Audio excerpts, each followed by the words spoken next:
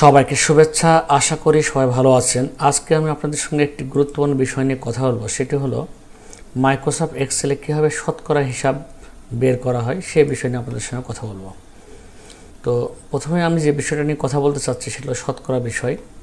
শতকরা কীভাবে বের করবো আমরা খুব সহজে অল্প সময়ে সেই বিষয় নিয়ে আপনাদের সঙ্গে কথা বলবো। এখানে ধরেন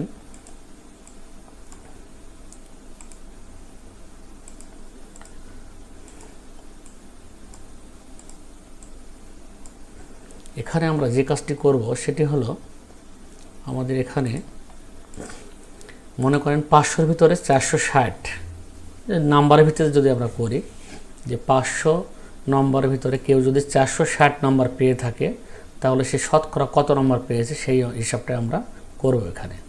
তো সেটা করতে হলে আমাদের প্রথমে যে কাজটি করতে হবে সেটি হলো এখানে আমাদের সূত্র ব্যবহার হবে।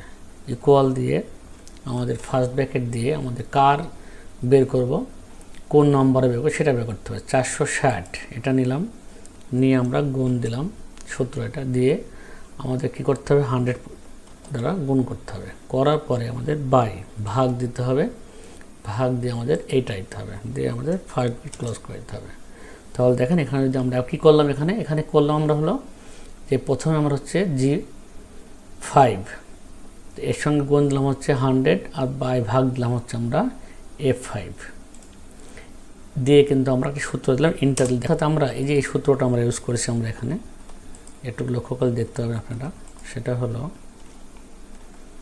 এই যে এই সূত্রটা এইটা এখানে আমরা কি করছি আমরা সূত্র আসলে কিছুই না, বিষয়টা হচ্ছে এখানে এরকম যে এখানে খেয়াল করলে বুঝতে পারবেন আমরা এখানে যে কাজটি করছি যে 460 নাম্বার পেয়েছে, কার ভিতরে পেয়েছে 500-র ভিতরে, তাহলে আমাদের শতকরা কত নম্বর পেয়েছে। তাহলে আমাদের এখানে যে সূত্র বের করতে 60কে গুণ দিছি 100 দ্বারা ভাগ হচ্ছে 500 দিয়ে আমরা করছি, করার পরে কিন্তু আমাদের 92% হয়ে গেছে।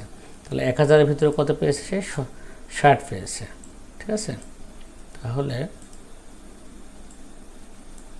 এখানে 1200 ভিতরে 700 পেয়েছে, 1300 ভিতরে 80 পেয়েছে। আমাদের করা এভাবে যদি অসংখ্য যদি নাম্বার থাকে সেগুলো আমরা কিন্তু পার্সেন্টেজ বের করতে পারবো। হ্যাঁ, আমরা যদি মনে করি যে এখানে আমরা 2 ঘর নিব আমরা, হ্যাঁ সে পয়েন্টে পাবো সেটাও করতে পারবো আমরা। যে এখান থেকে যদি আমরা একটু কমিয়ে দিই ব্যাস হয়ে গেল। এটা যদি আমরা পার্সেন্টেজে 2 ঘর নিই আমরা তাহলে আমাদের এটাও হয়ে গেল। তাহলে যে বিষয়টা বলছি আমরা যে শতকরা হিসাব বের করা আমাদের কাছে খুব একটা কঠিন বিষয় নয়। তাহলে আমরা যে কোনো বিষয়ে শতকরা আমরা এভাবে খুব সহজে কিন্তু আমরা বের করতে পারবো।